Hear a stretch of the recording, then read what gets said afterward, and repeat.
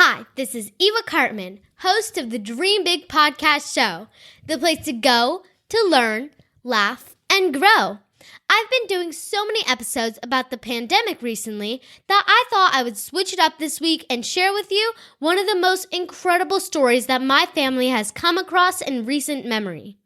It is the story of a 13-year-old girl who was singing the national anthem in front of 20,000 people and forgot the words. And you know the best part? This story has a happy ending thanks to one man and an unforgettable act of kindness. This is episode 198 of the Dream Big podcast show. You ready? It's time to dream big. My name is Eva Cartman. I'm part of a squad of super kids that are here to change the world. We don't believe you need to be adults to have big goals and start working towards your dreams. We believe age is just a number, and you're never too young to make a difference. We may be young, but we are not naive. We understand that achieving our big dreams will not be easy. It will take incredible dedication, hard work, and yes, massive action. There will be ups and downs, but we embrace the challenges and relish pushing outside of our comfort zone because this is how we grow. They may not teach us these concepts in our school textbooks, but we are smart enough to know that the tools and tactics to achieve our big dreams are out there, and we are willing to do the work to seek out these skills and master them because we know that our future depends on it. We are the big dreamers, and it's time to dream big. Before we dive into this week's content, here's some jokes from Silly Sophia. Why was the bloom late? It overslept. Ha ha ha. How do you get an astronaut's baby to stop crying? You walk it. Ha ha ha. Thank you, Sophia. Today, I'm going to tell you about a 13-year-old girl who forgot the words to the national anthem in front of a stadium filled with 20,000 fans. Now, for anyone who has ever performed in front of an audience of any size, even in a classroom, in a school auditorium, or a small theater, the thought of forgetting your lines is terrifying. I would highly recommend you watch with your family the touching story that I'm about to describe, because you definitely feel so bad for this girl, but then so touched by what happens next. And we will include the link to the video in our show notes at dreambigpodcast.com/198.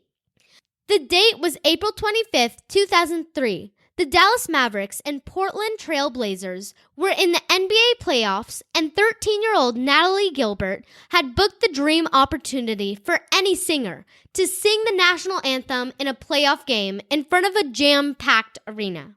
Natalie got through the first 20 seconds of the song beautifully, but after she sang, "What so proudly we hailed," Natalie stumbled on the words. You can see the panic in her eyes. She looked around desperately, trying to find the words, but they were not coming to her.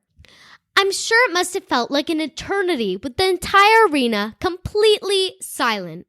You could hear a pin drop as 20,000 fans were silently waiting for her to complete the song. Then from her right, the coach of the Blazers, Maurice Cheeks, approached. Come on, he told her, putting his arm around Natalie as he began to feed her the lines.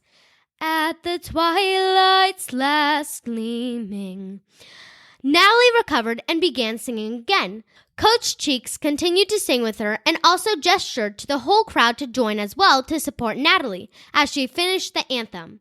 At the end of the song, Coach Cheeks gave Natalie a hug, and the crowd gave him and Natalie one of the greatest anthem ovations in sporting history.